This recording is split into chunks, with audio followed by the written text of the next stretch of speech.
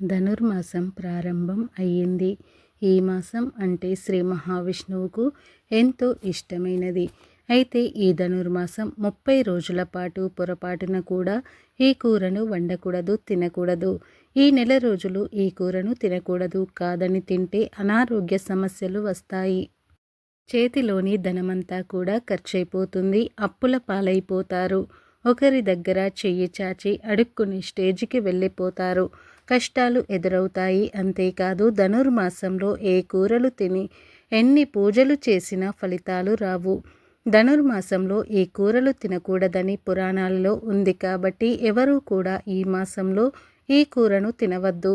మరి ఇంతకీ ధనుర్మాసంలో ఏ కూరలు తినకూడదు అనే విషయాన్ని ఇప్పుడు మనం ఈ వీడియోలో అయితే వివరంగా తెలుసుకుందాం.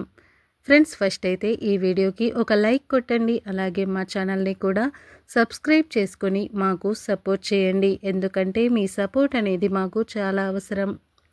ధనుర్మాసంలోని ముక్కోటి దేవతలందరూ కూడా శ్రీ మహావిష్ణువు దగ్గరకు వచ్చి అతనిని మేలుకొలుపుతారు.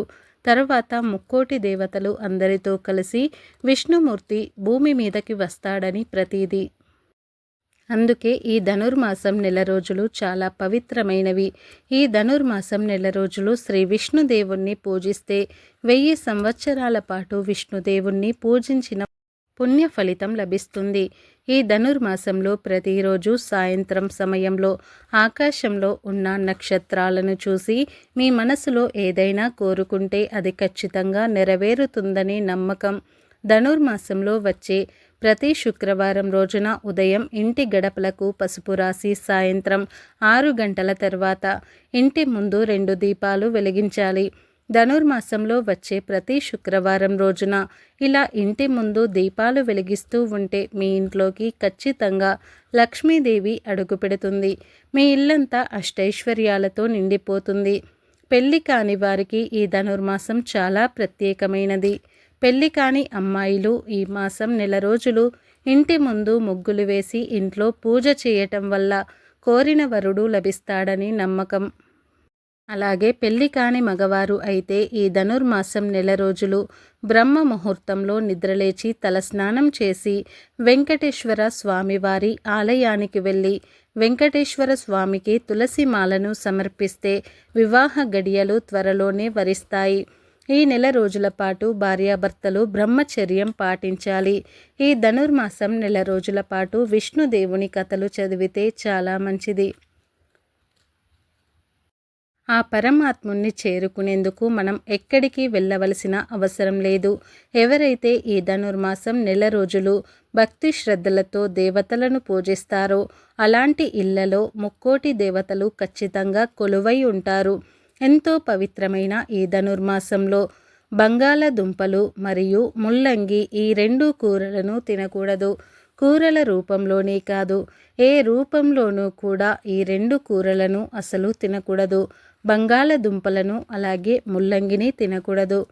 కూరల రూపంలో కావచ్చు, ఫ్రై రూపంలో కావచ్చు, పప్పులో సాంబార్లో కలుపుకొని కావచ్చు, ఏ రూపంలోనూ కూడా నెల రోజుల పాటు ఈ కూరలను తినకూడదు. కూర వండుకొని తిన్నా లేదా వేరే ఏ రూపంలో స్వీకరించినా మీకు లేనిపోని కష్టాలు వస్తాయి.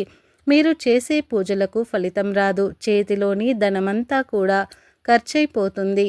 ఒకరి దగ్గర చెయ్యి చాచి అడుక్కునే స్టేజికి వెళ్ళిపోతారు. చాలామందికి ధనుర్మాసంలో ఈ కూరలు తినకూడదు అనే విషయం తెలియదు.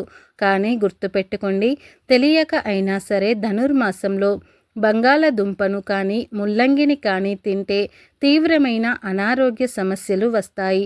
కాబట్టి ధనుర్మాసంలో ఏ రూపంలోనూ కూడా ఈ కూరలను తినవద్దు, అలాగే వండవద్దు. వీటితో పాటు ఈ ధనుర్మాసంలో నాన్ వెజ్ తినకూడదు. అంటే స్త్రీ వ్రతం చేసేవారు, తిరుప్పావై చదువుకునేవారు ఖచ్చితంగా మాంసాహారం జోలికి వెళ్ళకూడదు. ఇక మిగిలిన వారు పూజలు చేసే రోజులో మాంసం తినకుండా ఉంటే సరిపోతుంది. మాంసం అంటే చికెన్, మటన్, రొయ్యలు, పీతలు, చేపలు, నత్తలు ఇలా ఏ విధమైన నీచు పదార్థాలను తినరాదు. ఇంట్లోనే కాదు, బయట నూడిల్స్ బండ్ల దగ్గర కానీ రెస్టారెంట్ల దగ్గర కానీ ఎక్కడా కూడా నాన్ వెజ్ను తినకూడదు.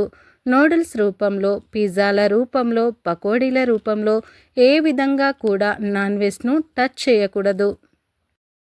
ఒక ధనుర్మాసంలో ఇప్పుడు చెప్పిన నాన్ వెజ్ తినవద్దు కాదని తింటే మాత్రం మాంసాహారం తింటే మహాపాపం తగులుతుంది, నరకానికి పోతారు, దరిద్రం పడుతుంది.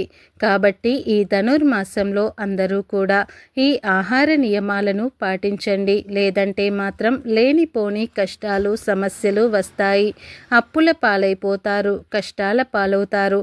తినే ఆహారం విషయంలో జాగ్రత్తగా ఉండడం ఎంతైనా అవసరం. ఈ ధనుర్మాసంలో లక్ష్మీ కటాక్షం కలగాలంటే ఆడవారు గాజులలో ఎటువంటి గాజులు వేసుకోవాలి, గాజులు ఎలా వేసుకోవాలి, ఏ కలర్ గాజులు వేసుకోవాలి, ఏ కలర్ గాజులు వేసుకోకూడదు, ఎలాంటి గాజులు ధరించాలి అనే పూర్తి విషయాలన్నీ కూడా ఈరోజు మనం ఈ వీడియోలో అయితే పూర్తి వివరంగా తెలుసుకుందాం.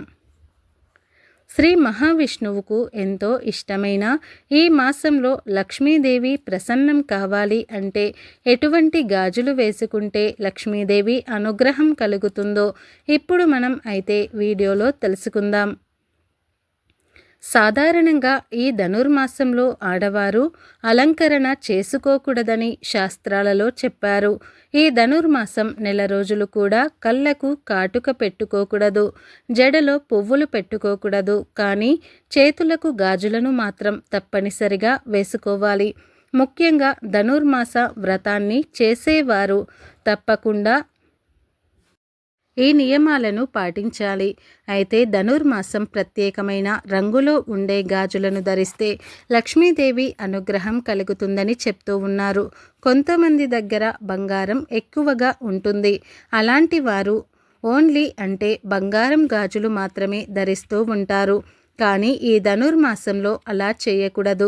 నిజానికి బంగారు గాజులు ధరించడం మంచిదే, కానీ బంగారు గాజులతో పాటు మట్టి గాజులను కూడా ధరించాలి, తప్పకుండా వేసుకోవాలి.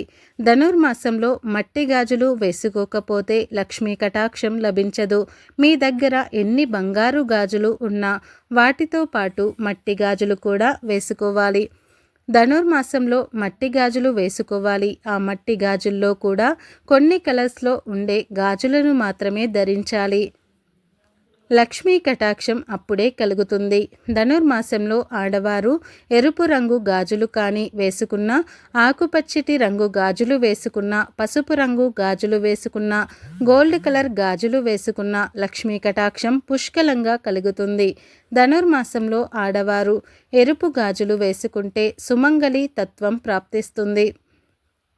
పచ్చటి రంగు గాజులు వేసుకుంటే వృత్తి, ఉద్యోగ, వ్యాపార రంగాలలో విశేషంగా రాణిస్తారు.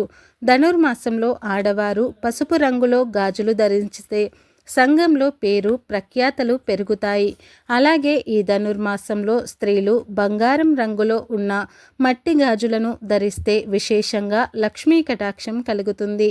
కనుక ఈ ధనుర్మాసంలో ఆడవారు ఎరుపు రంగు గాజులు కానీ, పచ్చటి రంగు గాజులు కానీ, పసుపు రంగు గాజులు కానీ ఈ రంగులో ఉండే గాజులను వేసుకోవాలి. కానీ ఆడవారు ఎట్టి పరిస్థితులలోనూ కూడా ధనుర్మాసంలో నలుపు రంగులో ఉండే గాజులు కానీ, బ్లూ కలర్లో ఉండే గాజులు కానీ, గ్రే కలర్ గాజులను కానీ వేసుకోకూడదు. ఈ కలర్ గాజులు వేసుకుంటే సమస్యలు ఎక్కువగా వస్తాయి. కనుక ఇలాంటి గాజులను ధరిస్తే వెంటనే తీసేయండి. అలాగే ఆడవారు మట్టి గాజులు వేసుకునేటప్పుడు కనీసం అరడజను మట్టి గాజులను ధరించాలి. అంటే 2 చేతుల గాజులు కలిపితే కనీసం అరడజను గాజులైనా సరే ఉండాలి. చేతికి అరడజన్ గాజులు వేసుకుంటే మరీ మంచిది. అంటే 2 చేతులకు కలిపి 1 డజన్ గాజులు వేసుకుంటే ఇంకా మంచిది. ఇంకా ఎక్కువగా ఉన్నా పర్వాలేదు, కానీ తక్కువ కాకుండా చూసుకోండి. చేతికి అరడజన్ గాజులు వేసుకోలేము అనుకునేవారు కనీసం 2 చేతులకు కలిపి అరడజన్ గాజులు అయినా సరే ధరించాలి. అంటే ఆ చేతికి ఒక 3 గాజులు, ఈ చేతికి ఒక 3 గాజులు వేసుకోవాలి. ఇలా గాజులు ధరిస్తే మీకు అంతా శుభమే జరుగుతుంది, లక్ష్మీదేవి అనుగ్రహం సిద్ధిస్తుంది. కనుక ధనుర్మాసంలో ఆడవారు గాజుల విషయంలో ఈ నియమాలను తప్పకుండా పాటించండి.